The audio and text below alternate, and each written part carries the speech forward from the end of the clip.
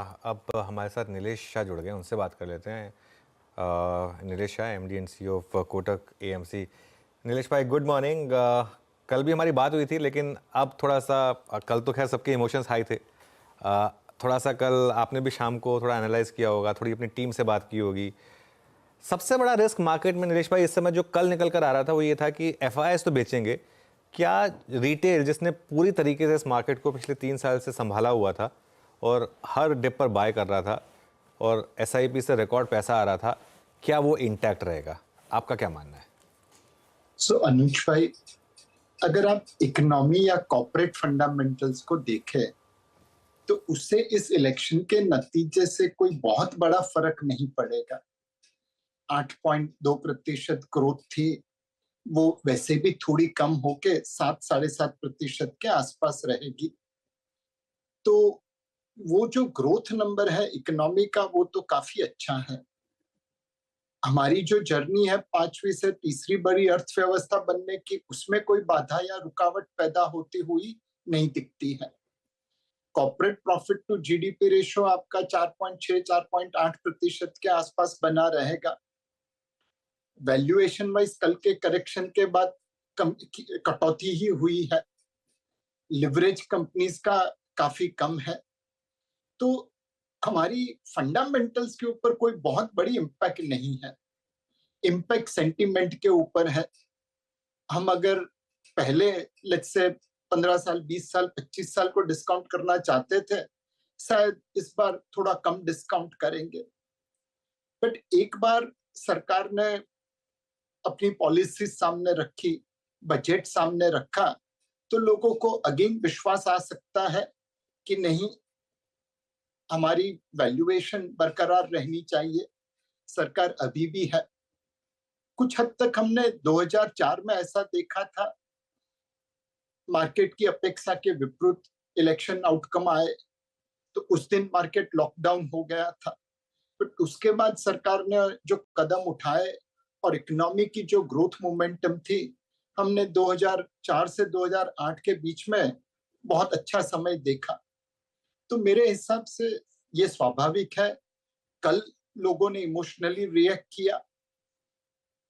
थोड़े दिनों के बाद जो पॉलिसी रिफॉर्म्स होंगे, पुश होगा, बजट होगा, उसके ऊपर लोगों को विश्वास बनेगा कि इकोनॉमिक मोमेंटम ठीक है, फंडामेंटल्स अपनी जगह पे है और हमारी गाड़ी अब भी चल सकती है।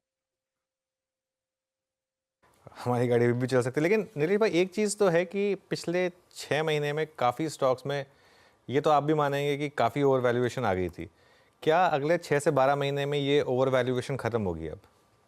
अनुज भाई, जैसा आपने बताया, पिछले 6-7 महीने से आपके शो पे मैं कहता रहता था कि लो फ्लोटिंग स्टॉक काउंटर्स में ध्यान रखिए, सावधानी बरतिए। 5 महीने और 29 दिन अनुज भाई हम गलत थे। वो स्टॉक ऊपर ही जा रहे थे और हो सकता है किसी ने अगर हमारी सूचना पे अमल किया तो उसे बहुत बुरा लगा होगा कि किनको सुन लिया मैंने, इनके बोलने पे बेच दिए और आज स्टॉक देखो कितने ऊपर चले गए। कल सारा हिसाब किताब एक हो गया। तो अभी भी मुझे लगता है कि ये एक ऐसी मार्केट है जहां पे लेट्स से अगर पहले इंफ्रास्ट्रक्चर और कैपिटल गुड्स चला, तो अब पॉलिसी रिकैलिब्रेशन में बॉटम ऑफ पिरामिड के लिए कंजम्पशन बूस्ट मिलने की संभावना है, तो कंजम्पशन स्टॉक चलेंगे। वैल्यूएशन बहुत नीचे आ चुका है। बजट या सरकारी पॉलिसी से उसे एक सपोर्ट मिल सकता है। बारिश भी अच्छी होने की संभावना है। तो वैल्यूएशन, पॉलिसी और फंडामेंटल सारी चीजें मिला के कंजम्पशन सेक्टर को एक बढ़ावा मिल सकता है। ये ऑल्सो एक ऐसा मार्केट है जहां पे अनसर्टेनिटी थोड़ी बड़ी है, तो क्वालिटी स्टॉक्स मोमेंटम स्टॉक के सामने अच्छा करेंगे। तीसरा, जहां पे मार्केट डिस्कवरी है ओपन प्राइस की वजह से, वहां पे शायद मार्केट आउट परफॉर्मेंस अच्छा आएगा। जो लो फ्लोटिंग स्टॉक कॉन्सेंट्रेटेड होल्डिंग वाले काउंटर थे, वहां पे जैसे जैसे सप्लाई इमर्ज होगा, प्राइस में करेक्शन जारी रहेगा। अनुज भाई, अगर आपको याद हो तो मैंने एक बार कह दिया था कि ये एक ऐसी मार्केट है जहां पे घोड़े और गधे दोनों दौड़ रहे हैं और गधे घोड़े से ज्यादा तेज दौड़ रहे हैं। तो अल्टीमेटली गधे और घोड़ों का डिफरेंस आज के समय में लोगों को दिख जाएगा। एंड ये सब टाइम करना बहुत मुश्किल है। 5 महीने और 29 दिन हम गलत थे, बट फाइनली फंडामेंटल्स प्ले कर लेते हैं। अब आपको गधे और घोड़े पहचानने की जरूरत पड़ेगी, सिलेक्टिव होना पड़ेगा अपने अप्रोच पे। नीलेश सर, कल जब अपन दोनों की चर्चा हुई थी तो शुरुआत वही थोड़े से हम शायद we are price to perfection, थोड़े से वैल्यूएशन कंसर्न्स के साथ अपन ने बातचीत की कल ही, उस वर्डिक्ट डे पे बातचीत की शुरुआत करी थी। आप बिल्कुल सही कह रहे हो, सब कुछ वैसे ही पटरी पे रहेगा। हम 2047 तक शायद विकसित देश बनते हुए नजर आए। इंडिया इंक के अर्निंग्स पे शायद ट्रेजेक्टरी पे ज्यादा इंपैक्ट ना पड़े, पर बदला ये है कि एक स्ट्रीट, अच्छा एक तो कंफ्यूजन स्ट्रीट पे क्यों, क्या ये क्योंकि गवर्नमेंट तो कंटिन्यूटी में आ रही है, कंटिन्यू करेगी, क्या ये पॉलिसी अनसर्टनिटी सबसे बड़ा चैलेंज होगा हमारे लिए? हो सकता है रिफॉर्म्स के साथ साथ अब थोड़ा सा पॉपुलिज्म का डोज पब्लिक वेलफेयर पे फोकस होगा, ऐसा आप मानते हो क्या? और दूसरा, अर्निंग्स अपनी जगह ठीक है, पर जो मल्टीपल्स देते थे अब उसकी री रेटिंग, डी रेटिंग सीरियसली होती हुई नजर आएगी, ऐसा मान के चलूं अब नियर टर्म टॉप बन गया बाजार का? मैं पॉलिसी अनसर्टेनिटी नहीं कहूंगा, मैं पॉलिसी रिकैलिब्रेशन कहूंगा। जब जनता जनादेश देती है तब आपको उसके नतीजों का सम्मान करना पड़ेगा। मेरे हिसाब से फोकस अभी एम्प्लॉयमेंट क्रिएशन पे और भी आ जाएगा। अगर एक सिंपल भाषा में कहे तो भारत का एक ही प्रॉब्लम है कि 10 से 15 करोड़ एग्रीकल्चर सेक्टर में डिस्गाइज्ड एम्प्लॉयमेंट में है। उन्हें हमें मैन्युफैक्चरिंग या सर्विसेज क्षेत्र में कोई जॉब देना है। तो जो हमने पीएलआई के रिफॉर्म्स किए हैं, मैन्युफैक्चरिंग क्षेत्र में जॉब्स खड़े करने की कोशिश की है, वो तो बरकरार रहेगी, इनफैक्ट और भी तेज हो जाएगी।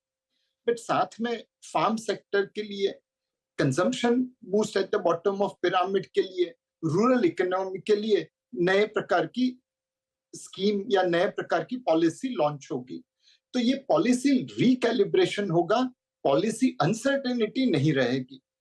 दूसरी चीज, मार्केट में अगर आज आप देखें तो ऐसा नहीं है कि रिटेल इन्वेस्टर मार्केट में बहुत ही ओवर इन्वेस्टेड है। FY 21 से FY 23 का आरबीआई का डेटा सजेस्ट करता है कि मार्केट का जो स्वर्णिम समय था, जहां पे 15, 20, 25, 30% रिटर्न छूटा, वहां पे कुल मिला के डायरेक्ट स्टॉक में 1.5 लाख करोड़ और म्यूचुअल फंड में तकरीबन 4 लाख करोड़ आया। उससे ज्यादा 9 लाख करोड़ तो लोग करेंसी नोट में लेके बैठे थे।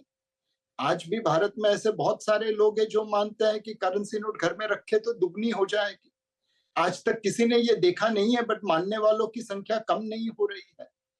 तो जो सेविंग्स एलोकेशन है भारतीयों का, वो इक्विटी मार्केट की तरफ बहुत ज्यादा नहीं है।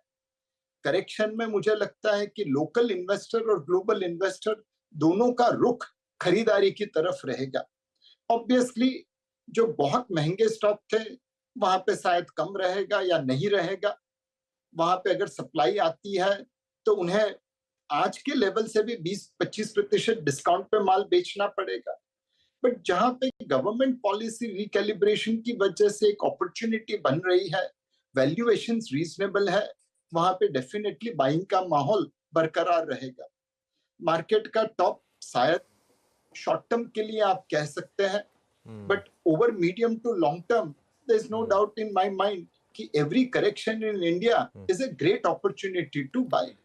ओके, एंड एक और चीज, FY 24 एक पहला साल है इतने सालों में अनुज भाई कि अर्निंग पर शेयर निफ्टी 50 की FY 24 के शुरुआत में जो मार्केट की एस्टीमेट थे उससे 3% ज्यादा आई।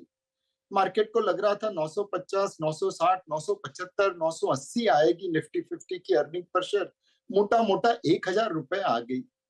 FY 25 में 1125, 1135, 1140, 1150 की उम्मीद लग रही है। FY 26 जो हम नेक्स्ट 6 महीनों के बाद डिस्काउंट करना चालू कर देंगे, वहां पे 1275 से 1300 रुपए की अर्निंग है। तो ये अर्निंग ग्रोथ मोमेंटम बहुत अच्छा है हमारे सेक्टर्स के लिए। वैल्यूएशन वाइज भारत एक्सपेंसिव दिखता होगा, but on a price to earnings growth Bharat आज भी मिडिल क्वार्टाइल में है और ये करेक्शन के बाद और अट्रैक्टिव बन जाएगा। तो मैं यही कहूंगा कि शॉर्ट टर्म में मार्केट कहाँ जाएगा कहना मुश्किल है, but over medium to long term क्या ये मार्केट का टॉप है? जी बिल्कुल नहीं। अगर इस तरह से अर्निंग्स ग्रोथ आती रहेगी तो हर करेक्शन खरीदने के लिए बहुत ही अच्छा समय है। नीलेश भाई, एक चीज मैं आपसे पूछना चाहूंगा, क्या अगले 2-3 महीने के लिए, ज्यादा नहीं, 2-3 महीने के लिए थोड़ा सेफ्टी में रहें, आईटी, फार्मा, कुछ इसमें भी मौके ढूंढे जाएं, एफएमसीजी? डेफिनेटली अनुज भाई, पहला मैं लोगों को रेकमेंड करूंगा एफएमसीजी सेक्टर पे देखिए। पॉलिसी रिकैलिब्रेशन होगा, बारिश अच्छी होगी, उसका बढ़ावा मिलेगा और वैल्यूएशंस अब आपकी फेवर में है। एंड ज्यादातर एफएमसीजी कंपनी में सप्लाई आने वाला नहीं है, तो जो पहले खरीदेगा वो मार्केट के फ्लोट को एब्जॉर्ब करता जाएगा। दूसरा सेक्टर प्राइवेट बैंक का है। वहां पे आज की तारीख में भी डबल डिजिट क्रेडिट ग्रोथ है, डिपॉजिट ग्रोथ है। आपके वैल्यूएशंस पिछले 3-5 साल के अंडर परफॉर्मेंस की वजह से काफी रीजनेबल हो चुके हैं। एनपीए साइड पे कोई खास प्रेशर नहीं है। हाँ, रेगुलेटरी थोड़ी टाइटनेस हुई है क्रेडिट डिपॉजिट रेशियो के ऊपर, इंफ्रास्ट्रक्चर लोन की प्रोविजनिंग के लिए, उस वजह से निम्स थोड़े कम हो गए, बट वो वैल्यूएशन में पहले से फैक्टर इन हो चुके हैं। तो प्राइवेट सेक्टर बैंक्स में आप देख सकते हैं।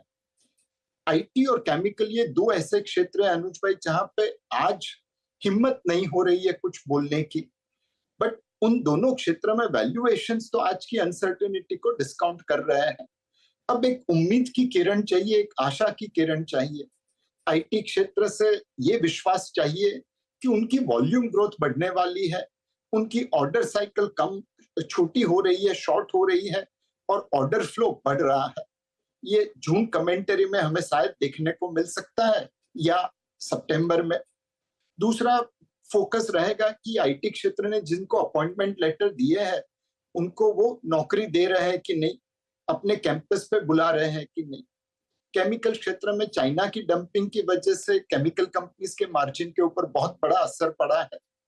अब चाइना की डंपिंग चलती रही तो ऑब्वियसली केमिकल क्षेत्र की कंपनीज के परफॉर्मेंस पे बड़ी एडवर्स इफेक्ट रहेगी। बट आज नहीं तो कल अगर चाइनीज डंपिंग खत्म होती है, हम मंथली एक्सपोर्ट्स में केमिकल एक्सपोर्ट्स को बढ़ता हुआ देख सकते हैं, तो केमिकल क्षेत्र में भी अपॉर्चुनिटी बनेगी। तो आईटी और केमिकल में मैं जून के कमेंटरी और रिजल्ट का इंतजार करूंगा। कंजम्पशन और प्राइवेट सेक्टर बैंक दोनों में आज से खरीदारी का माहौल बन सकता है। Okay Nilesh sir, thank you so much उन कंफर्टिंग वर्ड्स के लिए और सुबह सुबह हमारे साथ जुड़ने के लिए। पॉलिसी रिकैलिब्रेशन, इसको ऐसे रख, अब रिकैलिब्रेशन का मतलब का ये ना हो कि वो जो की रिफॉर्म्स बाजार एंटिसिपेट कर रहा था, land, labour limited, agri related, वो ठंडे बस्ते में ना चले जाए। और दूसरी तरफ घोड़े, मेरे ख्याल से लार्ज कैप्स, डिफेंसिव्स, आईटी, ये सब थोड़ा सा लाइमलाइट हॉक करते हैं।